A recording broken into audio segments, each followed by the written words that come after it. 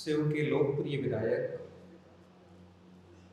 श्रीमान रविंद्र सिंह भाटी और उनकी टीम के द्वारा देश के प्रतिष्ठित विश्वविद्यालयों में आयोजित की जाने वाली CUET परीक्षा हेतु जो नीव नामक सेमिनार आयोजित किया जा रहा है, इस सेमिनार के मुख्य वक्ता के रूप में विराजमान श्रीमान डॉक्टर साहब गोविंद जी इड़खिया साहब, मेरे सीनियर और अग्रज कह सकते हैं विक्रमादित्य सिंह राठौड़, जो पूना विश्वविद्यालय में सेवाएं दे रहे थे। हमारे साथी डॉक्टर ईश्वरदान जी, आप इतिहास विषय में, मेरा भी इतिहास विषय है। आप सभी ने इन मारवाड़ के इन प्यारे बच्चों को और सामने विराजे हुए हमारे साथी गण भी हैं, यहाँ पे कई सारे अभिभावक भी हैं यहाँ पे, इन सबका मैं तहे दिल से शुक्रिया अदा करता हूँ। क्योंकि मैं शिक्षा से जुड़ा हुआ व्यक्ति हूँ और लंबे समय से, तकरीबन पिछले 15 वर्षों से हम बाड़मेर के अंदर एजुकेशन का ही काम कर रहे हैं।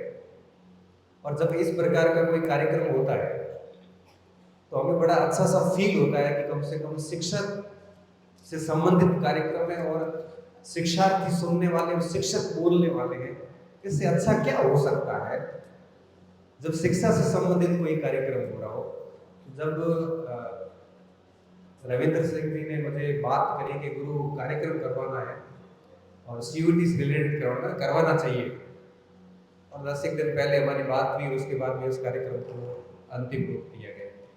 जो कि आप काफी थके हुए हैं सारे, सुबह 11 बजे आप लोग आए हैं, 3 बज रहे, पूरे 4 घंटे हो गए। ईश्वरदास जी कह रहे थे कि बच्चे थक गए हो गए, मैंने कहा नहीं, ये मारवाड़ है, हम यहाँ थकते नहीं। हमने क्रिकेट के मैच भी खड़े खड़े देखे हैं, हम थकते नहीं।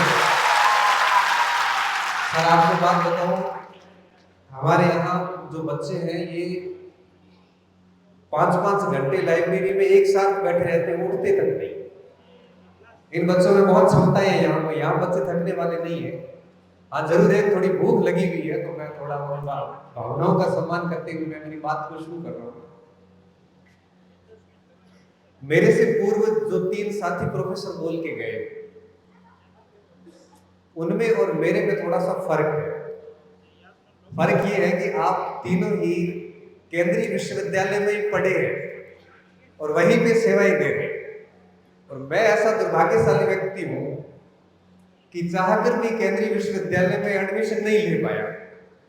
जैसी हमारी 12वीं कक्षा हुई, 12वीं कक्षा होने के बाद में मेरे एक मित्र थे स्वर्गीय भोम सिंह डिगड़ा, मेरे बहुत क्लोज मित्र रहे, और 2 साल पहले दुर्घटना में आपकी जान चली गई। मुझे बड़ा याद आता है वो सारा समय। भोम जी ने कहा कि गुरु अपन है वो एक केंद्रीय विश्वविद्यालय में चले जाते हैं। उस समय केंद्रीय विद्यालय का कंसेप्ट था नहीं, लेकिन DU JNU सारा कुछ था। मैं और भोम जी दोनों 12वीं की मार्कशीट और जो कागजात थे वो लेके बाड़मेर से निकलते मालानी में बैठ के सीधे हम जवाहरलाल नेहरू विश्वविद्यालय पहुंचे। हमने वहां फॉर्म भरा, हमने दिल्ली यूनिवर्सिटी का फॉर्म भरा, हम राजस्थान यूनिवर्सिटी का फॉर्म भरा और वापस आए। और जब पता चला कि जो मेरिट होती है वहां पे वो 95 से ऊपर ही रहती है, 100% तक भी चली जाती है, और मैं ठहरा 61% पे, मैं 61% पे, और भोम जी के परसेंटेज अच्छे थे, लगभग 70 के आसपास भोम जी के भी थे। हमारा एडमिशन नहीं होगा वहां पे, और हमने बाड़मेर की गवर्नमेंट कॉलेज में एडमिशन ले लिया। 3 साल पढ़ने के बाद हमने कहा MA हम केंद्रीय विश्वविद्यालय से करेंगे। हमने फिर वापस तीनों विश्वविद्यालय के फॉर्म डाले, और मेरे परसेंटेज तो 55 ही थे BE के अंदर, और कट ऑफ जो है वो 80 से कम तो कहीं पे भी नहीं थी। बहुत चाहने के बावजूद भी केंद्रीय विश्वविद्यालय के अंदर हमारा एडमिशन नहीं हुआ। और मुझे कई बार पूछा जाता है, कई एक दो बार मेरे को पॉडकास्ट में पूछा गया कि आपके कौन सी ऐसी टीस है या कौन सी ऐसी इच्छा है जो अधूरी रह गई है। मैं एक ही बात कहता हूँ कि भगवान ने बहुत कुछ दे दिया, प्रोफेसर बना दिए, डॉक्टरेट तक हमने PhD कर ली, हमने हजारों बच्चों को पढ़ा भी दिया, उनमें से सैकड़ों बच्चे सेवा भी दे रहे हैं, बहुत प्रेम मिल रहा है, जुट रहा है प्रेम हमारे ऊपर, कोई दिक्कत नहीं है। लेकिन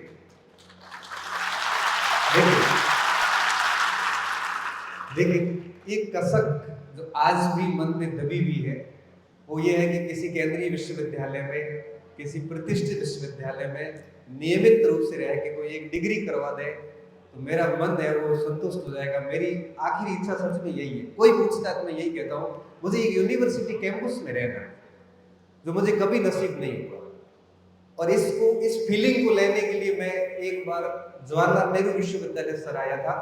मेरे एक साथी आईएएस की तैयारी कर रहे थे, उनका आईएएस में हो भी गया। तो मैं 10 एक दिन उस हॉस्टल में गलत तरीके से रहा था, मतलब स्टूडेंट नहीं था लेकिन रहा था एज ए स्टूडेंट वहाँ पे। कितनी बढ़िया लाइब्रेरी सर, रात पूरी खुली रहती है, खूब सारे बच्चे पढ़ते हैं, बाहर बेंच पे बैठे हैं तब भी डिस्कशन नेशनल इश्यूज का हो रहा है। और वो जब 10-12 दिन मैंने जब बहुत निकटता से देखा तब लगा कि हम कितने अधूरे रह गए हैं। इसलिए हमारे तो वो मन में रह गई, कभी सेंट्रल यूनिवर्सिटी का हिस्सा नहीं बन पाए। लेकिन जब मैं ठीक ठाक स्थिति में आया तब दिमाग में यही बात वापस आई कि हमारे परिवार के बच्चे हैं वो कम से कम जाने चाहिए। और मेरा परिवार तो क्या, पूरा बाड़मेर डिस्ट्रिक्ट में पूरा ही मेरा परिवार है। आज की स्थिति में मेरे जितने भी बच्चे, अब ये बच्चे भी बैठे हैं जिनमें से कई बच्चे पढ़े हुए हैं, कई बच्चे पढ़ रहे हैं, ये सारा ही परिवार है, तो बच्चे जाने चाहिए। तो पिछले 2 साल पहले जब हमने सक्सेस पॉइंट स्कूल का काम शुरू किया तो मैंने मेरी टीम सारी को यही बोला कि इन बच्चों को परसेंटेज से नहीं जोड़ना है, बल्कि इनको सीयूईटी की बढ़िया तैयारी करवाना है। क्योंकि परसेंटेज का दौर गया। आप तो बड़े गोल्डन एज में पैदा हुए कि आप परीक्षा पास करके केंद्रीय विश्वविद्यालय में जा सकते हैं। हमारा दुर्भाग्य था कि परीक्षा नहीं होती थी। हाँ, जवाहरलाल नेहरू विश्वविद्यालय में जरूर एंट्रेंस टेस्ट होता था, लेकिन बाकी विश्वविद्यालय परसेंटेज के बेस पे लेते थे, तो हम नहीं हो पाए। और जवाहरलाल नेहरू विश्वविद्यालय में पेपर जो है वो लिखना इंग्लिश में पढ़ता था और हमारी अंग्रेजी में आज भी तक है। तो सिलेक्शन होने की कोई बहुत अधिक उम्मीदें नहीं थी। तो आप बड़ी गोल्डन एज में हो कि आप परीक्षा पास करके केंद्रीय विश्वविद्यालय का हिस्सा बन सकते हो। तो हमने फिर इस मुहिम को शुरू किया। और डॉक्टर साहब, मैं आपको बताना चाहूंगा कि पिछली बार मेरे पास तकरीबन 60 बच्चे थे, उनमें से 37 बच्चे आज केंद्रीय विश्वविद्यालयों के अंदर अध्ययनरत हैं। रामचंद्र कॉलेज में भी गए और सेंट स्टीफन में भी गए, हिंदू कॉलेज में भी गए, मिरांडा में भी गए, बीएचयू में भी है, जामिया मिलिया इस्लामिया में भी बच्चे पढ़ रहे हैं। मुझे बड़ी खुशी हो रही है, लेकिन साथ साथ में एक दुख भी है। दुख ये है कि 60 में से वो 40 जो बच्चे वो ही क्यों गए, 20 क्यों नहीं गए? क्योंकि हमारे अभिभावकों की थोड़ा सा जो भय था कि कुछ बच्चियों को परीक्षा ही देने नहीं दी गई और किसी बच्ची ने परीक्षा दी, एडमिशन हुआ तो उसको भेजा ही नहीं। ये बड़ा दुख की बात है कि कम से कम मैं अभिभावक जो यहाँ बैठे उनको कहना चाहूंगा कि ये भी बच्चियां हैं, इनको भी केंद्रीय विश्वविद्यालय मुहैया होना चाहिए और आप इनको पढ़ाइए। इनको भी दिल्ली भेजिए जिस तरह से आप लड़कों को भेजते हो। आपके डर को हम समझते हैं। कोई भी माँ बाप अपनी बच्ची को पिछड़ा हुआ देखना नहीं चाहता, लेकिन साथ में एक भय भी होता है कि वो दुनिया के सामने जाएगी, पता नहीं कुछ सुरक्षा को लेके डर होते हैं, कई सारे डर होते हैं। आप इस डर से बाहर आइए और अपनी बच्चियों को भी पढ़ाइए। मैं इस पूरी मीडिया टीम जो है, जो यहाँ पे घंटों से कवरेज कर रही है, इन बातों का इन लोगों से कोई संबंध नहीं है, फिर भी सुन रहे हैं और पूरा अच्छी तरीके से मीडिया कवरेज की आप सभी मीडिया बंधुओं का मैं शुक्रिया अदा करता हूँ। और साथ में रविंद्र सिंह भाटी की जो पूरी बड़ी गजब एक्टिव टीम जो है, उस टीम का मैं शुक्रिया अदा करूँगा।